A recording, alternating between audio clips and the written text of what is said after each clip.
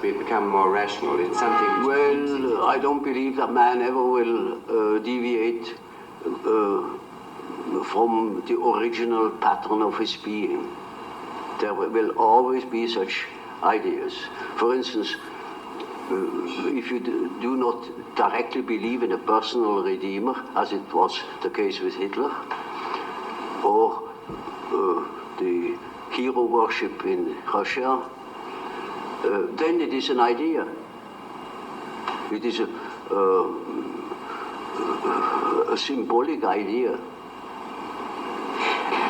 You have written one time and another some sentences which have surprised me a little about death. Now, in particular, I remember you said that death is psychologically just as important as birth, and like it's an integral part of life, but surely it can't be like birth if it's an end, can it? Yes, if it's an end. And there we are not quite certain about this end. Because, you know, there are these peculiar faculties of the psyche that it isn't entirely confined to space and time. You can have dreams or visions of the future. You can see round corners and such things. Only ignorance deny these facts. It's quite evident that they do exist and have existed always. Now these facts show that the psyche, in part at least, is not dependent upon these confinements. And then what? When the psyche is not under that obligation to live in time and space alone, and obviously it doesn't, then to that extent the psyche is not submitted to those laws. And that means a practical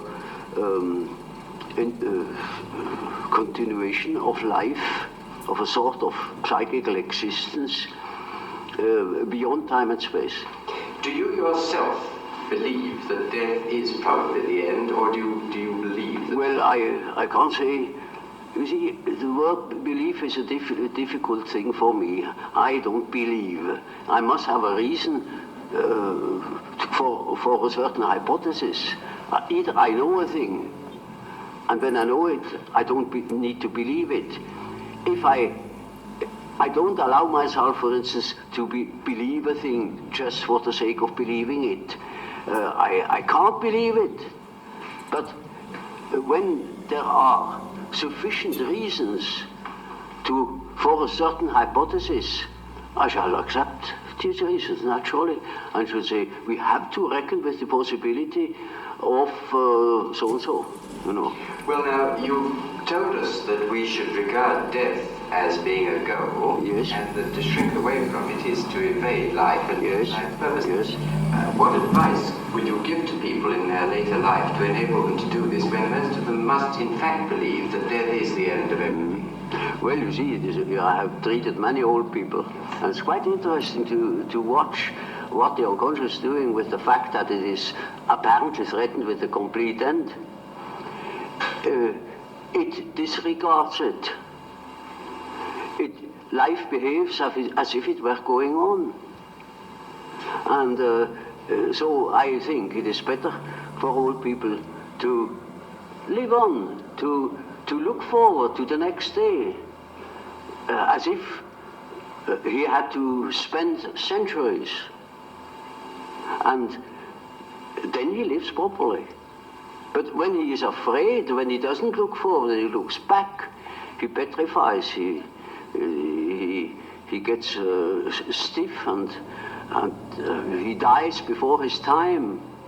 But when he is living on, looking forward to the great adventure that is ahead, then he lives.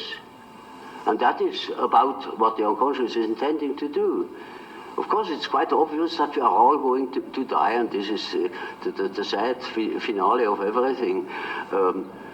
But nevertheless, there is something in us that doesn't believe it, apparently. But this is merely a fact, a psychological fact. Doesn't mean to me that it proves something. It is simply so. For instance, I may not know why we need salt, but we prefer to eat salt too, because you feel better. And so when you think in a certain way, you may feel considerably better. And I think if you think along the lines of nature, then you think properly. And this leads me to the last question that I want to ask you. As the world becomes more technically efficient, it seems increasingly necessary for people to behave communally and collectively. Now, do you think it's possible that the highest development of man may be to submerge his own individuality in a kind of collective consciousness? That's hardly possible. I think there will be a reaction. A reaction will set in against this communal dissociation. You know, man doesn't stand forever his nullification.